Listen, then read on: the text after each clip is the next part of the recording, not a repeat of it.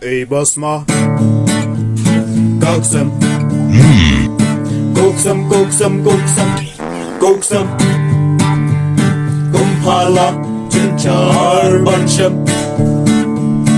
ngiyosyo tang haka jinsma ngim yo ban kta ni yo iya pa ya ka bunsin ngim kwa ban pen mi na maria kiwe ka pen si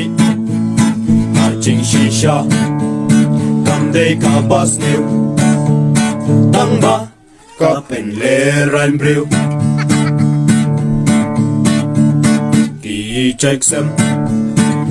paharukom rupiba jam kum ubom rupiba mi klem jing sawa henry ki klein ka jing sma aktor actress neki model ki riu pau nam kum ta ter mangi kiriu pat ba man kian nakabaro ngimla kuksam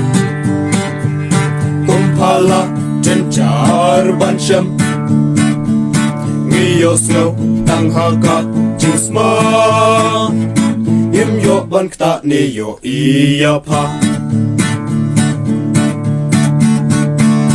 Paralab, what you said, yaka na Maria pikan sa penlenga Panlat leran haja kapat ba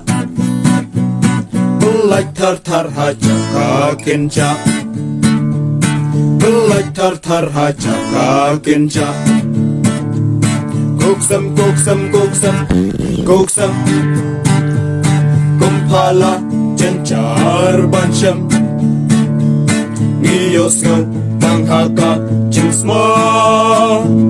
nyemyo banta niyo iyapa nyemyo banta niyo iyapa